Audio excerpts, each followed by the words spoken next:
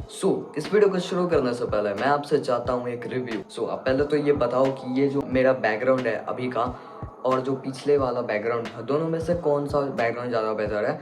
एक मैं आपसे जेन्युइन रिव्यू चाहता हूँ, बिना किसी शुगर कोटिंग के। प्लीज़ बताना, मुझे जेन्युइनली जाना है, सच में बताना। अब आते हैं टॉपिक पे। टैन, अगर आपके पास कितने भी ज़्यादा अच्छे फेशियल फीचर्स हो, कितनी भी अच्छी मैंडिबल मैक्सिल हो, कितना भी अच्छा आपका हंटर आइज हो, अगर आपके फेस में टैन है तो सच में मैं कह रहा हूँ आप बिल्कुल ज़्यादा अट्रैक्टिव नहीं लगने वाले। प्रूफ दिखाता हूँ, ये देखो। इसे लोग दलित मॉगर के नाम से जानते हैं। पहले तो देखो आप। हाँ, मैं मानता हूँ इसकी स्किन क्वालिटी भी ख़राब है, लेकिन आप पहले ये देखो, उसके फेस पे टैन है। टैन के अलावा उसकी फेशियल फीचर्स आप देखना, एकदम PSL लेवल की उसकी फेशियल फीचर्स है। वो इतना ज़्यादा अट्रैक्टिव लगता है, लेकिन एक चीज़ ने उसकी लुक्स को डाउनवर्ड कर दिया, उसे थोड़ा बेकार दिखा रही है वो चीज़, और वो है टैन। आपने बहुत बार सुना होगा कि गेट ए टैन, गेट ए टैन।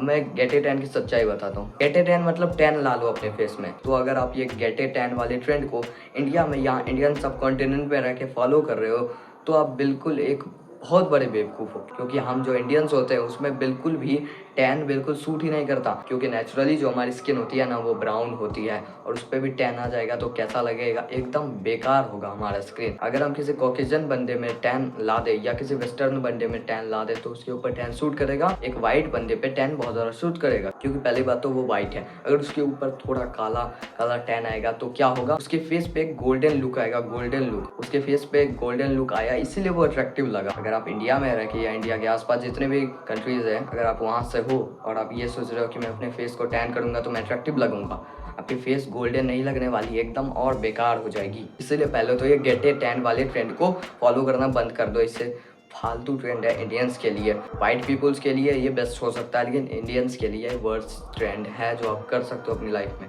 तो आज की इस वीडियो में मैं आपको बताऊंगा कि आप टैन को कैसे रिमूव कर सकते हो अपने फेस से। अब पहली बात तो मैं ये बता देता हूँ कि टैन कोई बुरी चीज़ नहीं है, लेकिन इंडिया में जज किया जाता है लोगों को। अगर उनके फेस पे टैन होता है तो लोग उन्हें काला कहते हैं। तो अब आते हैं सॉल्यूशन पे। अब मैं आपको बताता हूँ कि टैन आप अपने फेस से कैसे रिमूव कर सकते हो।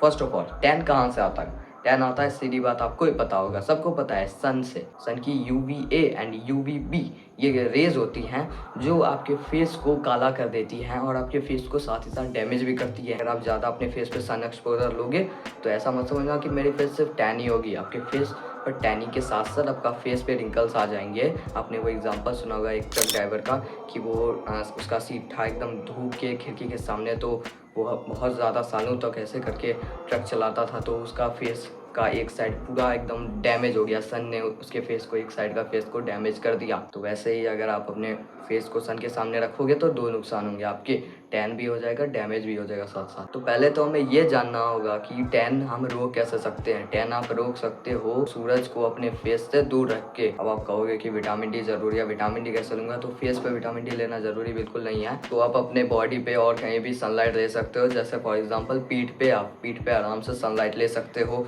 आपकी पीठ काली भी हो जाएगी तो कोई देखेगा नहीं, लेकिन आपका फेस अगर काला हो गया तो लोग आपको बहुत खतरनाक जज करेंगे, आप अट्रैक्टिव नहीं लगने वाले बिल्कुल भी। तो सबसे पहले तो आपको फेस को सन से दूर रखना होगा, ये फर्स्ट स्टेप है। सेकेंड स्टेप ये है कि आप फेस को अपने सन से दूर रख भी लोगे तब भी आपके फेस में रेडिएशन सन की आएंगे, क्योंकि सन की रेस हर जगह है। अगर आप कोई किसी बंद कमरे में भी हो, अगर उसमें सनलाइट नहीं भी आ रही है लेकिन रोशनी आ रही है अगर उस कमरे में बिना लाइट के, तो समझ जाना कि सन की रेज आ रही है वहाँ पे। ऐसा मत समझना कि सन की डायरेक्ट रेज अगर नहीं आ रही है कमरे में तो कमरे में सन की लाइट आ ही नहीं रही है। कमरे में तब भी सन की लाइट आएगी, कमरे में रहोगे तब भी आपके फेस पे टैनिंग हो सकती है, लेकिन वो कम हो गया एज कम्पेयर टू बाहर रहने के आपके। तो चाहे आप कमरे में हो चाहे आप बाहर हो, आपको एक चीज़ का हमेशा ध्यान रखना है, और वही हमारा सेकेंड स्टेप है, और वो है कि यूज सनस्क्रीन। सही सुना आपने, आपको एक अच्छा सा SPF 50+ का सनस्क्रीन यूज़ करना होगा अपने फेस पे।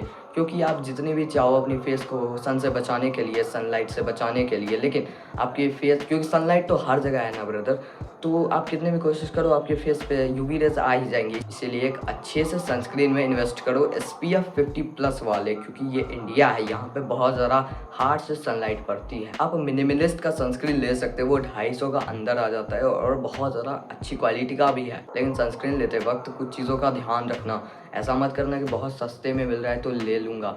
वो आपकी फेस को डैमेज भी कर सकता है। उसमें अगर उसमें बहुत ज़्यादा हार्श केमिकल्स हुए तो ये बात का ध्यान रखना, केमिकल चेक करके लेना। तो अगर आप सनस्क्रीन यूज़ करना शुरू कर दोगे तो लगभग आपकी 50 to 80% प्रॉब्लम सॉल्व हो जाने वाली है, क्योंकि सनलाइट आपके फेस पे पड़ ही नहीं रही है, मतलब पड़ तो रही है लेकिन आपका फेस उसको रिफ्लेक्ट करके फिर से उधर कर दे रहा है आपकी फेस पे, क्योंकि सनस्क्रीन लगी है, इसीलिए आपकी प्रॉब्लम यहीं पर सॉल्व हो गई। अब आते हैं कुछ और चीज़ों पर जो आप कर सकते हो। सबसे पहले तो आप अगर घर के बाहर निकल रहे हो तो आप यूज़ कर सकते हो अम्ब्रेला। अम्ब्रेला से सनलाइट आपके ऊपर नहीं पड़ेगी, कॉमन सेंस है। कैप भी यूज़ कर सकते हो, और ऐसे फेस वॉशेस भी होते हैं जो ऐसा दावा करते हैं कि आपके फेस से वो इंस्टेंटली थोड़े बहुत टैन को रिमूव कर देगी, तो चाहो तो आप उससे भी यूज़ कर सकते हो। बाकी यही थी वीडियो। आई होप आपको ये वीडियो थोड़ी सी भी इन्फॉर्मेटिव लगी होगी। Thanks for watching this video till the end, bye.